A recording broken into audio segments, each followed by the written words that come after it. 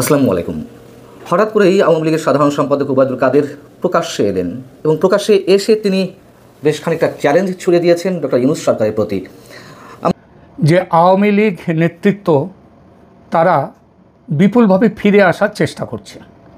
এই চেষ্টাটা শুধু যে বিদেশের মাটিতে, মানে গত সপ্তাহে দেখা গেল যে লন্ডনে মোহাম্মদ ইউনূস, বাংলাদেশ অন্তর্বর্তী সরকারের প্রধান উপদেষ্টা মোহাম্মদ ইউনূস লন্ডনে গেলেন এবং লন্ডনে যাওয়ার পর তিনি যে বিপুল জনবিক্ষোভের মুখে পড়লেন সেটা বুঝিয়ে দেয় যে আওয়ামী লীগ তারা কিন্তু সংঘবদ্ধ হচ্ছে। ইউনূসের ক্ষমতার লোভ, যখন কেয়ারটেকার গভর্নমেন্ট আসলো ইউনূস আসলো দল করতে, সেই ডক্টর ইউনূস চেয়ারম্যান হয়ে এক কমিটি করলো 70 জনের, মাহফুজের নাম তার সেক্রেটারি, কিন্তু কেউ সাড়া দেয়নি, দল করতে ব্যর্থ হয়, কিন্তু চক্রান্ত চালিয়ে যায়। কিন্তু যাদের রক্ত দিয়ে আজকে এই দেশ গড়ছে সেই সাজ্জিদ হাসনাতকে আমরা 100টা ফোন দিল তারা আমার ফোন রিসিভ করে না। এই উপদেশটা, এই তত্ত্বাবধায়ক সরকার আজ পর্যন্ত পারে নাই আমাদের খোঁজ নিতে। দেশে হিন্দু নির্যাতন নিয়ে যে সমস্ত ঘটনা ঘটছে তাতে দেখে তাকে বেশ বিচলিত মনে হয়েছে এবং তার কথায়, প্রতিটি কথায় উঠে এসছে বাংলাদেশের হিন্দু নির্যাতনের প্রসঙ্গ, বিশেষ করে মহিলাদের উপরে যে নির্যাতনটা হচ্ছে, যে শারীরিক যন্ত্রণা তাদেরকে দেওয়া হচ্ছে, যেভাবে খুন, জখম, ডাকাতি, বেছে বেছে হিন্দু নিধন যে যজ্ঞ চলছে, তার জন্য তিনি সম্পূর্ণ দায়ী করেছেন বাংলাদেশের বর্তমান অবৈধ সরকারের প্রধান মোহাম্মদ ইউনূসকে। আমরা ওবায়দুল কাদেরের এর আগে বক্তব্যগুলো শুনেছি, মানে যেগুলো অডিওতে এসেছে, এই প্রথমবারের মতন তিনি ভিডিও বার্তা দিলেন। একটি অনলাইন টেলিভিশনকে তিনি ভিডিও বার্তাটি সম্ভবত দিয়েছেন এবং এটি আপলোড করেছেন ছাত্রলীগের সাবেক সাধারণ সম্পাদক সিদ্দিক নাজমুল আলম তার ফেসবুক ওয়ালে। তবে আওয়ামী লীগের যে ফেসবুক পেজ সেখানে আমরা এটি দেখতে পাইনি। যাই হোক, তার এই ভিডিও বার্তায় যেই চ্যালেঞ্জ সরকারের প্রতি, আমরা জানি না তারা কতটুকু সক্ষম এই মুহূর্তে সেই চ্যালেঞ্জে সফল হতে। তিনি যে কথাগুলো বলেছেন এবং কেন তিনি বারবার আসছেন সে বিষয়ে একটু কথা বলবো। তিনি যে কথাগুলো বলেছেন খুব ছোট করে, বা যেহেতু ভিডিওটাই ছোট সেটা একটু বলি। তিনি বলছেন যে আওয়ামী লীগকে বাদ দিয়ে বাংলাদেশে কোনো বিশ্বাসযোগ্য, গ্রহণযোগ্য, নিরপেক্ষ নির্বাচন হতে পারে না। তারা অর্থাৎ ইউনূস সরকার আদৌ নির্বাচন দেবে কিনা সে বিষয়েও আওয়ামী লীগ সন্দিহান। নির্বাচনের নামে তাদের যে অ্যালায়েন্স, অর্থাৎ সবাইকে নিয়ে যে একটা ঐকমত্য গড়ে তোলার চেষ্টা চলছে, সেটি টিকবে না এমনটাই তিনি দাবি করছেন এবং সংস্কারের নামে পুরো জাতিকে বিভ্রান্ত করছে এই সরকার। বিচারের নামে যা চলছে, ক্যাঙ্গারু কোর্ট বসিয়ে রীতিমতো প্রহসন করা হচ্ছে, এই ধারা আমরা গুড়িয়ে দেব।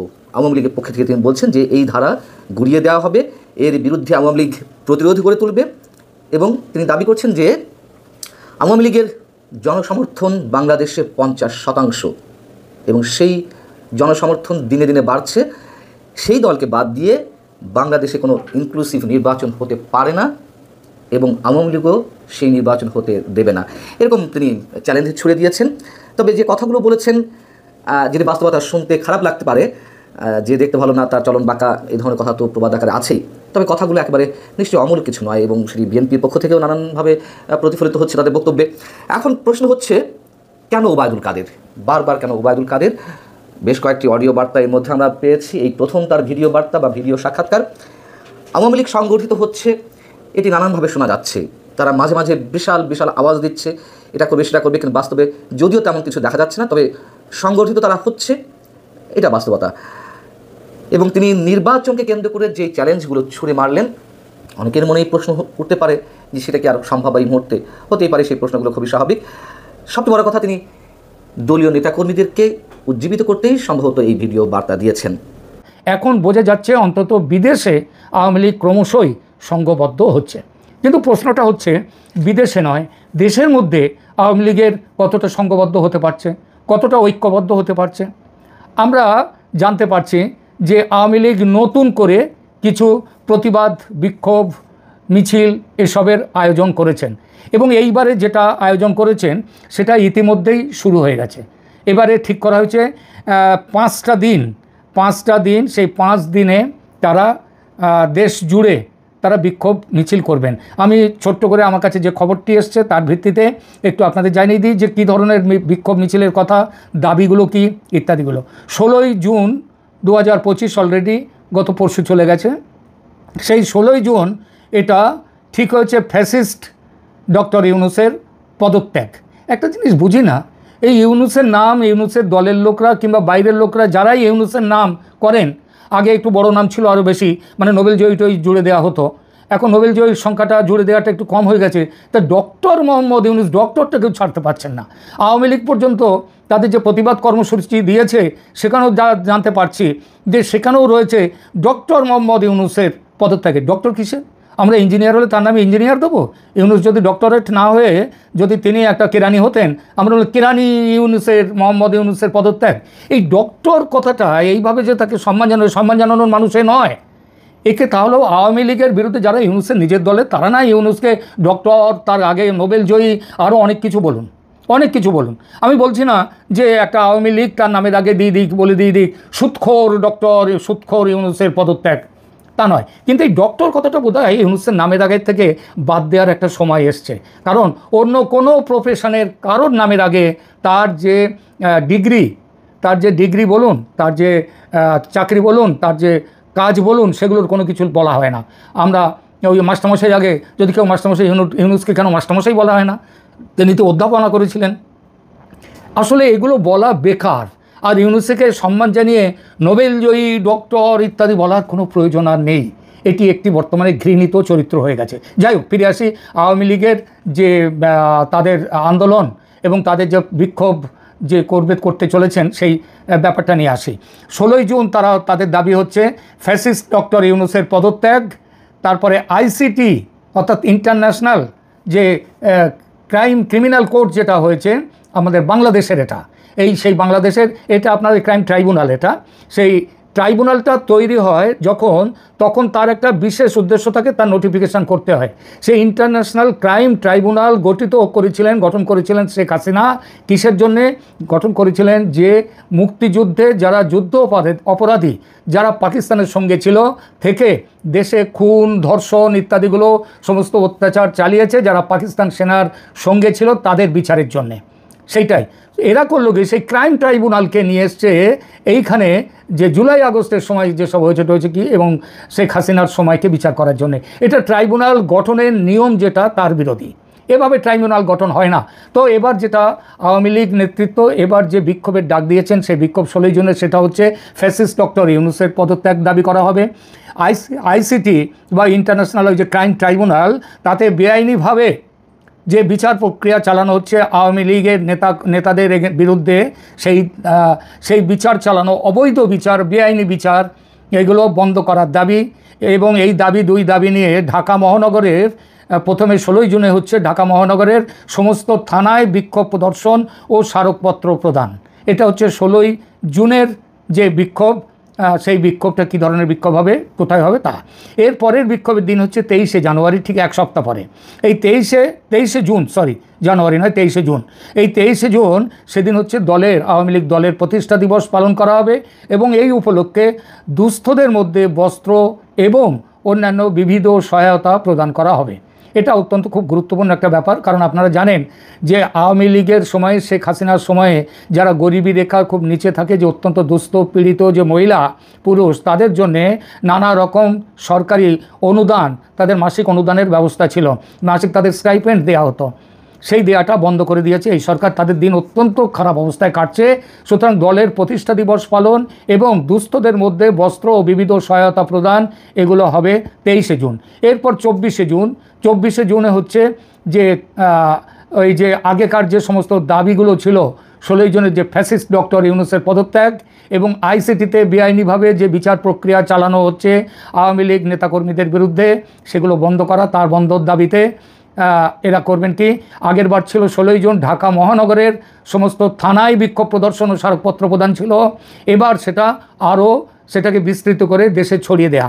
আবার এর পরেরটা হচ্ছে 1 জুলাই, 1 জুলাইতে ওই একই দুটো দাবি, ফ্যাসিস্ট ডক্টর ইউনূসের পদত্যাগ এবং আইসিটিতে বেআইনিভাবে চালানো বিচার প্রক্রিয়া বন্ধের দাবি। এটা সারা দেশের যতগুলো জেলা আছে, আগেরবার প্রথমে ঢাকা মহানগর, তারপরে হচ্ছে অন্যান্য শহর, তারপরে হচ্ছে সারা দেশের জেলা 1 জুলাইতে। এরপর 16ই জুলাই সেখানে সারা দেশের যত উপজেলা আছে, সেই উপজেলাতে এইভাবে বিক্ষোভের ব্যবস্থা করা। এবং মনে রাখবেন, এই বিক্ষোভের ব্যবস্থায় সমস্ত থানায়, এটা শুধু রাজপথের বিক্ষোভ নয়, থানায় বিক্ষোভ প্রদর্শন, থানায় স্মারকলিপি দেওয়ার কথাও এই বিক্ষোভে এই প্রতিবাদ যে কর্মসূচি তার মধ্যে এগুলো বলা আছে। এখন এর মধ্যে এবার আমরা আসি, এর মধ্যে আপনারা দেখতে পাচ্ছেন যে ইতিমধ্যে 16ই জুন চলে গেছে। 16ই জুন চলে গেছে, ঢাকা শহরে এর কতটা প্রতিক্রিয়া দেখতে পেয়েছি এদিনের, বলতে গেলে একেবারে দেখা যায়নি এমনটা নয়। এমনকি আমার কাছে খবর আছে ঢাকায় বিভিন্ন যে থানা, বিভিন্ন যে পুলিশ, এই পুলিশ তারা কিন্তু সেখানে বলে দিয়েছেন যে স্মারকলিপি প্রদানের কথা এবং কবে কি প্রতিবাদ কর্মসূচি অনুযায়ী কবে কি হবে তার সূচি পর্যন্ত অনেক জায়গায় থানাতে টানিয়ে দেওয়া হয়েছে, এটা আমরা জানতে পারছি। এবং প্রত্যেকটা থানায় কিন্তু এই মর্মে তাদের কাছে নোটিশ বা বিজ্ঞপ্তি বা বিজ্ঞাপন যাই বলুন না কেন, বিজ্ঞপ্তি চলে গেছে হেডকোয়ার্টার থেকে। এটা কিন্তু একটা নতুন একটা কী বলবো ডেভেলপমেন্ট। থানা পুলিশ এইভাবে আওয়ামী লীগের কর্মসূচির পাশে এসে দাঁড়িয়েছে এমন কথা বলবো না, কিন্তু এটা তো মানতে হবে যে তারা এই প্রতিবাদ কর্মসূচির খবরটা চারদিকে যেভাবে ছড়িয়ে দিয়েছে তাদের বিভিন্ন থানায়, তাতে মনে হচ্ছে পুলিশ তারা কি একটু অন্য চিন্তা করছে। আমরা কিন্তু শুনতে পাচ্ছি, ইতিমধ্যে আমাদের কাছে খবর এসেছে যে সেনাবাহিনী এবং পুলিশ তারা এখন অনেকটা কাছাকাছি হয়েছে এই সরকারের, এই যে ফ্যাসিস্ট সরকার ডক্টর ইউনূসের, তার বিরুদ্ধে কিন্তু এরা অনেকটা কাছাকাছি হয়েছে। এখন আমি বাংলাদেশ থেকে বেশ কিছু ফোন পেলাম এবং তাদেরকে বললাম যে 1 মাসের কর্মসূচি তো ঘোষিত হয়েছে, এই 1 মাসের কর্মসূচিতে আপনারা কি ধরনের সাফল্য পাবেন বলে আপনারা মনে করছেন। ওরা আমাকে একটা কথায় বেশিরভাগ মানুষের কাছ থেকে বললাম, মানুষ ভয় পাচ্ছে সরকারের আক্রমণের ভয়। সরকার যদি তাদেরকে তুলে নিয়ে গিয়ে জেলে বন্ধ করে দেয় তার ভয়। কিন্তু আবার অনেকে বলছে এই ভয় আমরা পাচ্ছি না, কারণ সরকারের কত বড় জেল আছে, কত বড় জেলে তারা আমাদেরকে রাখবে। কিন্তু কথা বলতে বলতে প্রত্যেকের ভেতর থেকে কিন্তু একটি কথা বেরিয়ে এলো, সে হলো মানুষ কিন্তু তৈরি বাংলাদেশের, তারা এই সরকারের বিরুদ্ধে রাস্তায় নামতেও তৈরি, কিন্তু একজন নেতৃত্ব কোথায়, নেতারা কোথায়? আওয়ামী লীগের বেশিরভাগ নেতৃত্ব তাদের একটা বড় অংশই তারা চলে এসেছে ভারতে এবং অনেকে আবার বাইরে অন্যান্য দেশেও গেছেন। এখন ভারতে যে নেতৃত্ব যারা আছে তারা কিন্তু দেশে কি ফিরে যাওয়ার নাম করছেন? কারণ নেতৃত্ব দেওয়ার তো একটা ব্যাপার থাকে, সাধারণ কর্মীদেরকে রাস্তায় মানুষের কাছে তাদেরকে সাহস যোগাবার জন্যে কিন্তু একটা নেতার দরকার হয়। আমি বাংলাদেশের বেশ কিছু নেতা এবং তাদের মধ্যে এমপি মন্ত্রী এরাও আছেন, আমি তাদেরকে জিজ্ঞেস করলাম আপনারা কি ভাবছেন, আপনারা কি দেশে ফিরে যাওয়ার কথা এবং এই সব আন্দোলনে নেতৃত্ব দেওয়ার কথা আপনারা কি ভাবছেন? আপনাদের নেতৃত্ব উপর থেকে কোনো নির্দেশ দিচ্ছেন, নাকি শুধুমাত্র এই প্রতিবাদ কর্মসূচি দিয়েই তারা তাদের দায়িত্বটা শেষ করে দিচ্ছেন? আপনাদের যাওয়াটা কিন্তু খুব দরকার। মানুষ কিন্তু চাইছে নেতাদেরকে, আর নেতাদের প্রয়োজন সবথেকে বেশি কখন হয়? যখন এই রকম একটা দুঃখ, এরকম একটা অত্যাচার, এই রকম একটা যন্ত্রণার মধ্যে যখন মানুষ দিন কাটাচ্ছে, তখন নেতারা গিয়ে যদি তাদেরকে সাহস না দেখায়, পথে নামার সাহস যদি না দেখায়, তাহলে কিন্তু নেতৃত্ব তার যে কাজ, তার যে ডিউটি, সেটা কিন্তু পালন করলো না। আমি জিজ্ঞেস করলাম আপনাদের কি নেত্রী কাছ থেকে কোনো নির্দেশ এসছে দেশে যাওয়ার? উনি বললেন যে দেশে, আমার এই প্রশ্নের উত্তর না দিয়ে উনি বললেন দেশে যে যাব আমাদের তো জেলখানায় ভরবে, জেলখানায় যদি ভরে, জেলখানায় বললাম ঠিক আছে জেলখানায় ভরবে, আর কি করতে পারে? বিচার করতে পারে। বললাম বিচার করে আপনাদের কি করতে পারে? না বিচার করে আমাদেরকে ফাঁসি দিতে পারে। বললাম ফাঁসি দেওয়ার মতো গুরুত্বপূর্ণ ব্যক্তিত্ব আপনাদের যে নেতারা কলকাতায় আছেন এখন, অন্তত আমি দেখি যাদের দেখতে পাই, তাদের ফাঁসি দেওয়ার মতো অপরাধে এত গুরুত্বপূর্ণ ব্যক্তিত্ব তারা নন। সুতরাং ফাঁসির ভয়টা ছেড়ে দিন, জেলখানায় থাকার ভয়, জেলখানায় তো কত মানুষ থেকেছেন, কত বিখ্যাত নেতা থেকেছেন, আপনারা পালিয়ে চলে এসেছেন কেন এখানটায়? শেখ হাসিনার কথা ছেড়ে দিন, তাকে সেদিন ওখানে পেলে তাকে তার বাবাকে যেভাবে হত্যা করেছিল তার থেকেও নৃশংসভাবে শেখ হাসিনা এবং শেখ রেহানাকে খুন করতো, তাদের কথা ছেড়ে দিন। নিজেকে শেখ রেহানা, শেখ হাসিনাদের মতো এরকম গুরুত্বপূর্ণ জায়গায় নিয়ে যাবেন না। আপনাদেরকে কেন আপনারা দেশে ফিরছেন না? মানুষ কিন্তু অপেক্ষা করছে আপনাদের জন্যে। আপনারা তাদেরকে রাস্তায় মিছিলের অগ্রভাগে আপনারা দাঁড়ান, পুলিশ নিয়ে যাক আপনাকে, আপনারা জেলে নিক, কিন্তু তাহলে তো মানুষের কাছে একটা বার্তা যাবে আমাদের নেতারা এসছেন, আমাদের নেতারা পাশে দাঁড়িয়েছেন। আপনারা অনেকেই যেন মনে হয়, আমার কেন সবসময় মনে হয় ভারত কি করবে, ভারত কি করবে, ভারত কি করবে, ভারত কি সৈন্য পাঠাবে ইত্যাদি, এসব কথাগুলো অবান্তর। ভারত একটা দেশ, আলাদা দেশ, আপনার বাংলাদেশও একটা আলাদা দেশ। ভারত আপনাদের সুখে দুঃখের সঙ্গী, সব ঠিক আছে, ভারত আপনাদের হয়ে লড়াই করতে নামবে আর আপনারা এখানে বসে থাকবেন? আপনাদের কাছে বাংলাদেশের যে নেতারা প্রাণ ভয়ে এখানে পালিয়ে এসছেন, সে সময় দরকার ছিল, আমি বলছি, কারণ আপনারা চিহ্নিত মানুষ, আপনাদের সে সময় দরকার ছিল। আচ্ছা বলুন তো, অনেক নেতা তো ধরা পড়েছেন, যারা ধরা পড়ে বাংলাদেশের জেলে আছেন, তাদের কজনকে মেরে ফেলা হয়েছে বলুন? আপনারা কেন জেলে থাকার ব্যাপারে এত ভয় পাচ্ছেন? মানুষ আপনাদের চাইছে আপনারা যান কলকাতা কিংবা ভারতের যে সমস্ত নিরাপদ আশ্রয় ছেড়ে আপনারা বাংলাদেশে যান, দেখুন না কি করে। আমি আবার বলছি, 5 আগস্ট, 8 আগস্ট আর এই আজকের এই জুন মাসের 3য় সপ্তাহ চলছে, এই সময়ে ওই ফ্যাসিস্ট ইউনূস সে কিন্তু তার 1 বছর আগে যে জায়গাতে ছিল এখন সেখানে নেই। এখন মানুষের সামনে, এখন বিশ্ব জনমত আপনাদের পেছনে, বিশ্ব জনমত পেছনে, এবং যত দিন যাবে আপনারা আসবেন, এটা আপনাদের একটা বড় সুযোগ। যারা আমার বাংলাদেশ থেকে যারা ফোন করেছিলেন তাদেরকে আমি বললাম, ভাই আমি তো আপনাদের নেতাদেরকে এখান থেকে ফেরত পাঠাতে পারি না, আমি শুধু তাদের কাছে একটা বক্তব্যটা পৌঁছে দিতে পারি যে আপনাদের যাওয়াটা খুব দরকার, আপনাদের প্রাণ ভয়ের কোনো ভয় নেই, আপনাদের জেলখানায় যদি নেয় জেলে থাকবেন। আচ্ছা আমাদের সেই যে ইসকনের সন্ন্যাসী, তিনি তো কয়েক মাস ধরে জেলে আছেন, তিনি যদি জেলের ভাত খেতে পারেন, তাকে যদি জেলের মধ্যে অত্যাচার, তথাকথিত যে অত্যাচারে আপনারা যদি ভাবেন অত্যাচার করে, সেই অত্যাচার আপনাদের থেকে বেশি তো তার উপরে করছে, তিনি তো সেগুলো সহ্য করে জেলে আছেন। তাহলে আপনারা কেন ভারত থেকে আপনারা বাংলাদেশে যাচ্ছেন না? কেন মানুষকে নেতৃত্ব দেওয়ার যে দায়িত্ব, সেই দায়িত্ব পালন করবার জন্য এটুকু সাহস দেখাচ্ছেন না কেন? আপনাদের কাছে অনুরোধ, সময় কিন্তু খুব দ্রুত শেষ হয়ে যাচ্ছে, ইউনূসের দিন ফুরে যাচ্ছে। বিএনপি এখন একটা ঘৃণিত, যেভাবে ইউনূসের সাথে সমঝোতা করেছে লন্ডনে, তাতে বিএনপির ওপরে মানুষের ঘৃণা বর্ষিত হচ্ছে। এই সময় মানুষ রাস্তায় নামছে নেতার অভাবে, আবার পিছিয়ে যাচ্ছে। নেতাই তো পথ দেখায়, নেতাই তো সাহস দেখায়। আপনারা তো একদিন সাহস দেখিয়েছেন, আজ তাহলে এই ভারত থেকে আপনারা ফিরে যান বাংলাদেশে। আমি সবাইকে ফিরে যেতে বলছি না, 10 জন 15 জন আপনারা যাওয়ার আগে একবার আপনাদের নেত্রী শেখ হাসিনাকে তাকে জানান, আপনাদের জানাবার বহু পথ আছে আমি জানি, তাকে জানান যে অনেক হয়েছে, আমরা দেশের মানুষকে নেতৃত্ব দিতে আমরা বাংলাদেশে যাচ্ছি। সারা পৃথিবী জুড়ে, সারা দেশ জুড়ে আওয়ামী লীগের জয় জয়কার শুরু হবে। দয়া করে পরিস্থিতিটাও অনুধাবন করুন। অনেক ভয় পেয়ে চলে এসেছেন, লুকিয়ে থেকেছেন ভারতে, আর এরকম থাকবেন না। বাংলাদেশে যান, মানুষকে নেতৃত্ব দিন, আওয়ামী লীগকে প্রতিষ্ঠা করুন। বলুন, তোদের বাঁধন যতই শক্ত হবে, মোদের বাঁধন ততই টুটবে। এই সরকার আপনাকে মেরে ফেলবেন, আর মেরে ফেলতেই যদি চায়, তাতে ভয় পাবেন কেন? সুতরাং একটা অনুরোধ আজকের এই ভিডিওর মধ্যে দিয়ে করলাম, সেটা হচ্ছে আপনারা ভারতে যে আওয়ামী লীগের নেতৃত্ব এখানে রয়েছেন, তারা দেশে ফিরুন, মানুষকে নেতৃত্ব দিন, মিছিলের সামনে দাঁড়ান।